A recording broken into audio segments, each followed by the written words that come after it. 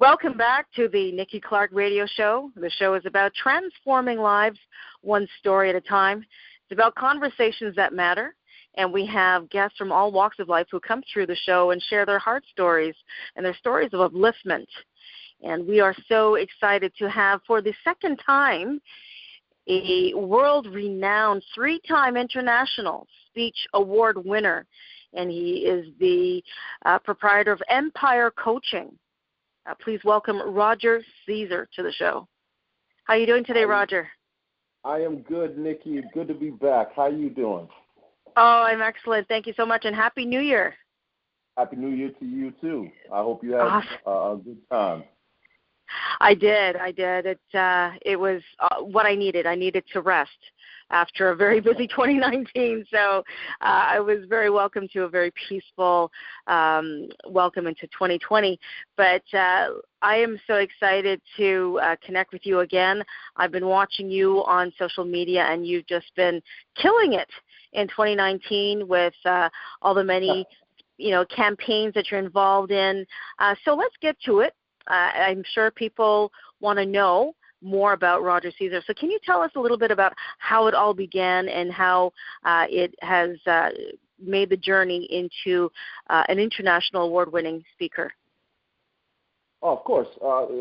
It's been well documented, and I've been very public about it. When I took over my father's company, I felt very intimidated when it came to speaking with executives and managers and supervisors in the different companies that we worked for. And I took it upon myself after visiting a supervisor who had just started at one of the companies that we worked for. Once I visited him, and I realized that there was a disconnect with him and I simply because he was an introvert, and I didn't know how to communicate in that sense. I took it upon myself to join an organization to help me to develop my public speaking skills, and that was with Toastmasters. And from there, it's funny because when I went there originally, it was just for that reason, just to feel comfortable being in small spaces. Most people who come to those type of organizations are fear like big groups, and mine was the opposite. It was the small groups. It was being in a boardroom and being able to feel comfortable to talk without sweating and getting scared and everything like that.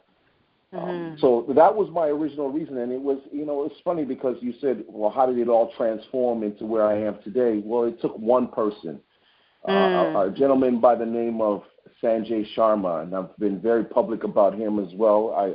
I owe him a lot because after I did my very first speech in the club, he came up to me and he tapped me on my shoulder and he said to me that, you know what, you're going to be a champion one day. And I laughed. I laughed at him the first time, and he kept on doing it. Every time I did a speech, he kept on reminding me that you have the abilities. You're very good at what you do. And I didn't see that. It took him saying that over and over again for me to realize it. Right. It's transformed into, obviously, taking on the challenge of being in contests. I lost a lot of them in the beginning, and I didn't know if it was really going to happen, but I kept pursuing it. I kept pursuing it and kept believing that I could do it, and eventually I won my very first one in 2014. Congratulations. Yeah, that is huge. That is huge. Roger, you speak about Toastmasters, and I think people may be aware that it involves speaking, but I think what you alluded to earlier was that it also helps you understand, I think, everyone's type of communication. You spoke about the person that you were interacting with as being an introvert, and I guess the opposite of that is an extrovert. So does that help you prepare for speaking? Does Toastmaster help you understand the different dynamics of communicators around you?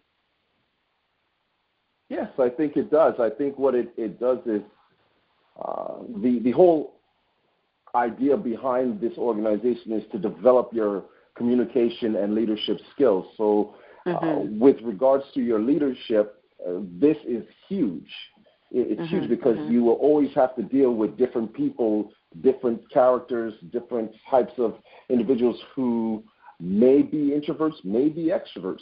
It helps you to be able to communicate effectively with all of them. And that's why I love the organization. I love what it stands for, and it's helped me big time. And you've been with them for how long now? This is my 8th year. 8th year, okay. And you are a 4-time speech champion, 3-time international award-winning speaker, and a 3-time semifinalist at the World Championships of Public Speaking. You've spoken at TEDx. Done in 8 years. Yes, TEDx, Mo Mondays, Speaker Slam, Fearless Voices, Flip the Script, Brampton Mastermind. Which of all these was the most intimidating for you, or were they all kind of, you approached them all the same, fearlessly? Oh, wow. Good question. Well, I think the allure of being a part of TEDx was a huge challenge for me. And what I loved about that was it was done for the first time in Brampton. And I was one of the first speakers. Gentleman, gosh, I'm forgetting his name right now, and I feel bad about that, his last name, but his first name is Muhammad. Muhammad was the one who had the idea of bringing TEDx to Brampton and asked me to be a part of it. So I was excited. I wasn't scared. I was excited at the opportunity to be a part of TEDx. And I think when I did that, all the other doors kind of opened up after doing that. I already was known for winning the International Speech Championships and being a part of the World Championships, but TEDx is so much bigger, you know what I mean? And when you get an opportunity to be a part of that and then let that translate into other opportunities, I think that was the biggest one. Right. Excellent. So I think the question I want to ask you now is, how has this all transformed your life? Pursuing, becoming this dynamic speech coach and award-winning speaker, how has it changed you? Tremendously. And I think it's not only that it changed me from a personal perspective, but being able to go out there and to speak in front of so many audiences all over the world, I've gained a respect for people and their stories. And it's amazing because, and this goes to a situation that happened to me one time when I was speaking. I remember going to an event, and while I was there, once I finished doing my speech, you have those people that come up to you and they'll say, "Oh my God, that was great. I loved it." But I've always said that as a speaker, it's when that one person comes up to you, 1 or 2 people after you speak, and it completely moves them, what you talked about, that they want to change their life in some way. That's more gratifying to me than all the accolades of people running behind you and saying, "Oh, that was great," patting you on the back. And I went to an event once, and this gentleman came up to me after I had spoken, and the speech was basically about facing your fears. And I told him a story about what had happened to me, and after he came to me, and he was you could see that he was visibly upset, and he came over with, his eyes were teary, and he said to me, I wasn't going to come today, but I had heard about you, and a lot of people were saying that we should come to watch you speak. And when I came and I listened to what you had to say, it's funny that at 4:00 today, I'm supposed to be going to the lawyer's office and divorcing my wife. Wow. Because I've always blamed her for everything that had happened with us. And after listening to you, I realized that I'm the one who needs to take stock and responsibility for what has happened, and I'm going to make sure that we fix things, and it's all because of you. Boom! Those are those moments that you just go, what? Me? No. I didn't do that. But, and there's many more of those types of stories, and a lot of speakers will be able to say this too. I'm pretty sure that they'll say the same thing, that it's those moments that really catapult you to where you want to go and what you want to see as a speaker. And that's what changed me. Not so much on the personal side, because I know that I'm driven in anything that I do. I'm always driven. If I want to do something, I go all out to try to do it and succeed. But the part that changed me more than anything is watching how I changed other people by the things I said. Right. That's the magical moment for me. That is. Wow. A real an epiphany, right? An aha moment, definitely. No doubt about it. No doubt. Wow. I think if anything, a lot of people, when they go there, and I've always said this, and this is something I've always said, that as a speaker, we are the voice for the voiceless. And you never know that when you're in a room, who actually needs to hear that particular message in that moment, right? They might have been always wanting to say it, or always wanting to talk about it, or wanting to express themselves, but they didn't know how to. And then they hear somebody come up there and speak. And I've been blessed to have those moments when I've spoken about my true personal stories and things that have happened to me. And then you hear a person come up and say, you know what, I was going through this, or I was going through that, and this actually helped me. So that's what it is. Yes. Being the voice for the voiceless, always. Beautiful. Now, Roger, who comes to see you as a speech coach? What type of pearls of wisdom do you offer your clients? Oh, to answer the first part of that, there are Toastmasters, but there are also people that have seen me speak in events, and they take my card, and they are executives. They are people that are teachers. They come from different walks of life. Yes. I've had a client of mine that I've been working with. She's a dance instructor, but she's amazing. She's an amazing dancer. Loves to be on the public scene in that aspect, but they now wanted her to teach classes, and they wanted her to do seminars, and she was deathly afraid of it. And she came to me, and my advice has always been, I had a wonderful coach myself. I had a wonderful person who was my coach, Catherine McKenzie, and I learned a lot of things from her when I was coming up in competitions. And one of those things that I learned from her, and what I have started to do myself in a different way, is to allow a person to grow with what they have, but just enhance it. And instead of trying to make them myself, I let them be the best version of themselves they can be by enhancing what they have. And I've worked with a lot of people, and I've seen them have success, whether it's in competition or whether it's going back to their respective jobs and being able to speak in front of people. And that's the most gratifying thing. I bring the best out in them all the time, and they enjoy the experience. And I'm not saying that in a conceited manner, but it's what they've told me, is that they enjoy the experience they have with me because I keep it real, and yet we have a lot of fun doing it.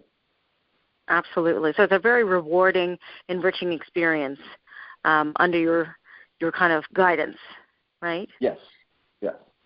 Absolutely. I'm tough because I love when I had tough coaches. I love that because I feel that you get the most out of people when you are that way, that you don't sugarcoat. You know what I mean? That we don't sugarcoat. Okay. But at the same time, I love watching them grow, knowing that they didn't think they had the abilities to do the things that they're doing all of a sudden, and it's wonderful. So, for example, when you say you're being tough, what would that be in the way they deliver, or what would the tough love come from? The training is hard. The training sometimes is one that we're repeating ourselves a lot. We will go through their speeches and we will repeat it over and over again, work on their movements, especially if they're doing competitions. They will be placed in the dungeon, as I call it. We call it the dungeon here. And they go in there and they know what's going to happen, that they're going to be working very hard and they're going to be having to do the speeches over and over again. And they love it because they know that it comes from my heart. Though the hard work that I'm putting in on them, it comes from my heart because I know how it was for me. And I know how hard it is to get to the top. And you can't slack. And any professional person who has made it and is successful will tell you that you have to put in the hard work all the time. Right. There are no shortcuts. That's for sure. Nope, not at all. And I always tell people there's no such thing as an overnight sensation. What people see as overnight probably took about 8 years in the making or longer. Oh, yeah. You know. Oh, yeah. So, no doubt. So true. So true. Yeah, no, well, it's Roger, very true. I just wanted to ask you, how can people connect with you on social media? How can they connect with you to become their speech coach or to know more about your upcoming events? Okay, I am on LinkedIn. You can get me on LinkedIn. I have my website, rogercaesar.com, and I'm also on Instagram at Caesar_speaks. Okay, excellent. One question before we wrap it up. Roger, what would you advise someone who is on the brink of coming out and sharing their best self in front of an audience, and they are riddled with shyness and they are an introvert? What would you tell them to come out of themselves, out of their comfort zones? What advice would you give? First thing I'd say is own it. Own it and understand what it is that is your issue. A lot of people hide behind that, and they don't want to face that fear, and they don't want to face that this is a problem or this is an issue that they might have. First thing you do is you own it.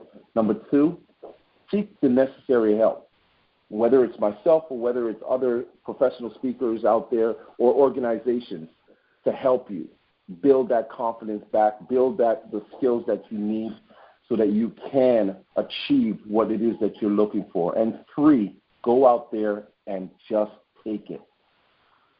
Just take it. Just do it. Just take it. Just do it. You can use any of those things, but for me, just take it. If I stopped when Sanjay said to me, "You'd be a champion," I laughed him off, I'd never be where I am. But I took what he said. I owned what I needed to own, and I worked at it very hard, and I took it. Awesome. And we are so grateful for you taking that leap, because we are now, grateful for the expertise that you have. So it's always a great thing to take a leap of faith, getting out of your comfort zone, just like you said, just take it, just do it, and you'll be surprised what's waiting for you on the other side.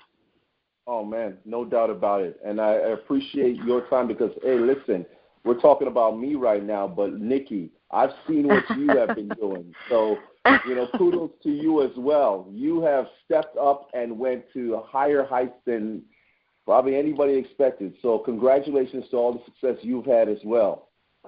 Thank you. I appreciate it. And it means a lot of people around me who've helped me, who've mentored me, who've been patient with me, who've coached me, who've given me tough love.